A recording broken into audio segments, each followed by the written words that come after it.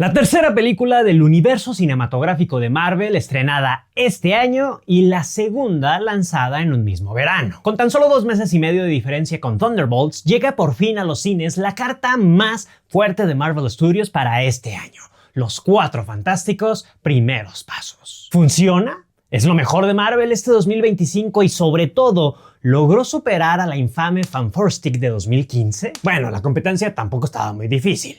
¿Qué dijiste? Quédate hasta el final que acá te cuento todo sobre la película número 37 dentro del universo cinematográfico de Marvel. Bueno, no todo, tranquilo, esta es una review sin spoilers, pero ya sabes a lo que me refiero.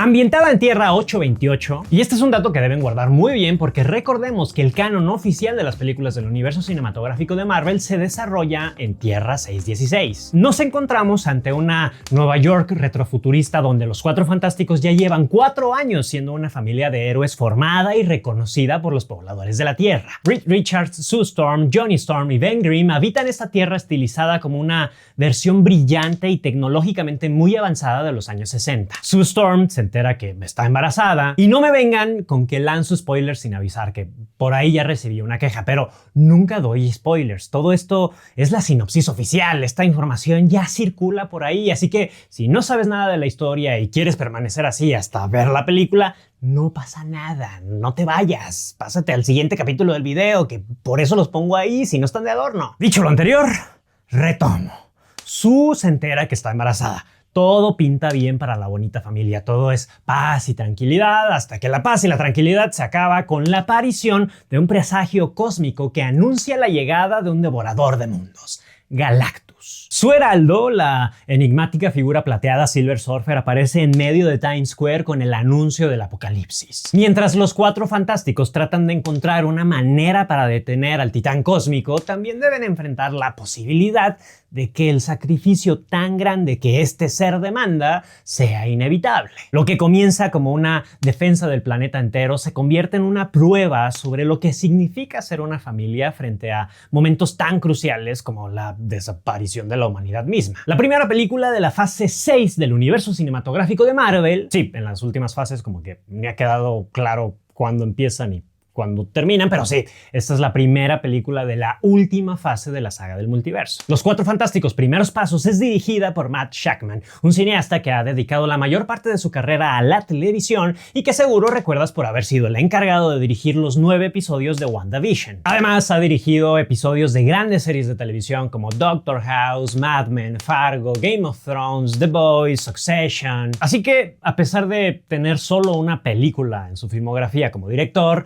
el que lo hubieran escogido para un proyecto tan importante como este venía respaldado por más de 20 años de experiencia en la televisión. Aunque hay que recordar que Shakman no fue la primera opción para dirigir esta película. Antes de él, John Watts, conocido por dirigir las películas de Spider-Man con Tom Holland, había sido el elegido para estar al frente, aunque abandonó el proyecto antes de comenzar la producción. Algo que estoy muy seguro benefició un montón al proyecto porque la visión que Matt Shakman le imprimió a esta nueva versión de los Cuatro Fantásticos fue lo mejor que pudieron haber hecho. Ahorita profundizo más en el resto de aspectos de la cinta, pero el hecho de que hubieran tomado la decisión de ambientar la historia en la década de los 60 en otra tierra y que esta tuviera un aspecto retrofuturista fue la mejor decisión que pudieron haber tomado para adaptar la estética visual que el genio de Jack Kirby diseñó para las historietas originales. Y al mismo tiempo, esta decisión también provoca que sintamos que estamos viendo algo mucho más novedoso dentro de este género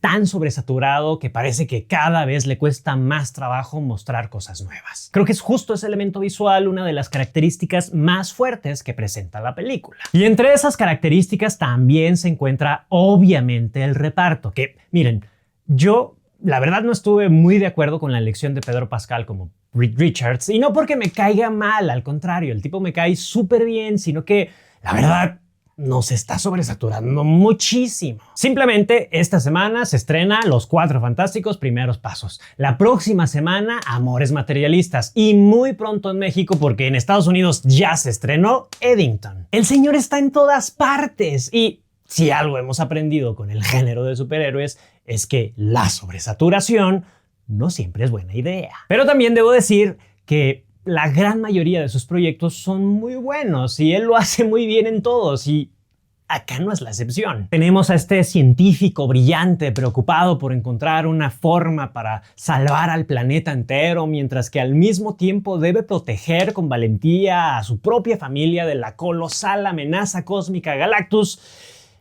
Y Pedrito Pascal lo interpreta muy bien. Además, su química con la Sue Storm de Vanessa Kirby es innegable. Otra actriz maravillosa que, por extraña que parezca para una película de superhéroes, tiene varios momentos en los que su papel le demanda una gran capacidad actoral y por supuesto que cumple, y mucho. Y lo mejor es que su papel está muchísimo mejor escrito y tiene muchísimo más relevancia que el adorno visual que fue Jessica Alba para las películas de 2005 y 2007. Ellos dos, en definitiva, se roban el show.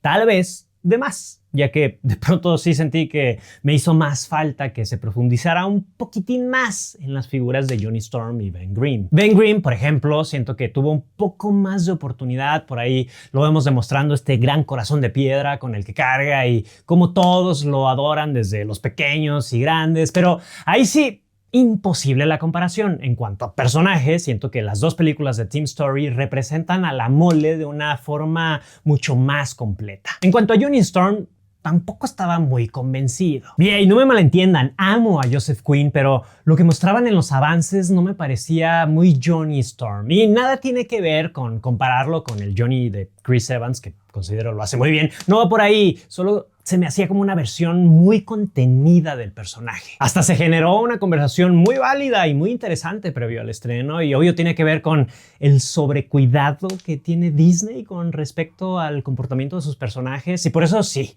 dentro de la película seguimos teniendo a una versión contenida de Johnny Storm, pero al mismo tiempo se menciona varias veces su obsesión con las mujeres y se hace referencia a su percepción como figura de deseo, algo que se me hace un poquito hipócrita de parte de Disney, ya que por fuera dicen que el personaje será de una forma y una vez viendo la película te das cuenta de que es todo lo contrario. Y hasta por cómo se desarrolla la historia también nos hacen pensar que pareciera que no metieron a Shia LaBeouf como Silver Surfer en un acto de inclusión femenina, sino para que el personaje masculino tuviera un cierto interés en el alienígena que llega a la Tierra. Aunque fuera un interés pequeño y no fuera su motivación principal, pero sí cabe la duda. No sé si me da a entender del todo, pero igual, para cuestiones meramente de la historia, tampoco es algo tan grave. En general, Johnny Storm funciona muy bien y nos entrega varios momentos protagónicos que influyen de manera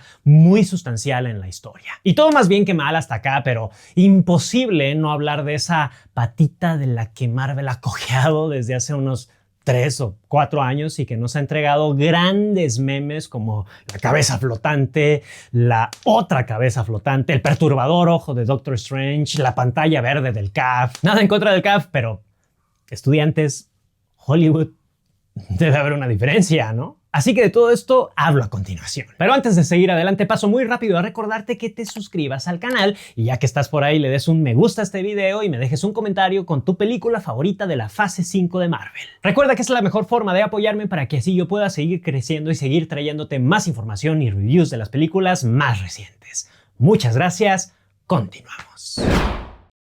Durante los últimos años, tanto Marvel como DC nos han entregado un montón de películas muy inconsistentes en cuanto a sus efectos especiales. Películas con varias escenas que lucen perfectas, pero con otras varias que lucen terribles. A tal grado que todo esto destapó una cañería dentro de la industria de efectos especiales. Un tema muy interesante, pero que es para otro video. Así que si te interesa conocerlo más a profundidad, házmelo saber en los comentarios y consideraré hacer un video al respecto. Pero algo que sí o sí debo resaltar sobre Los Cuatro Fantásticos Primeros Pasos es que se trata de una película con efectos especiales que, además de ser muy consistentes durante toda la película, lucen en su gran mayoría de maravilla. Salvo un horrible bebé CGI por ahí, pero en general todo bien. Y debo aclararlo porque la verdad es que los avances sí mostraron un par de momentos que lucían como si no estuvieran terminados. Y seguramente así era. Hay que recordar que una película sigue en postproducción durante la etapa de promoción y a veces hasta algunas semanas antes de su estreno. Así que no hay de qué preocuparse. si algo notaste en los avances que no te convenció, la cosa se arregló bastante bien para las salas de cine. Por ejemplo, el tema con Silver Surfer, que en los avances parecía como que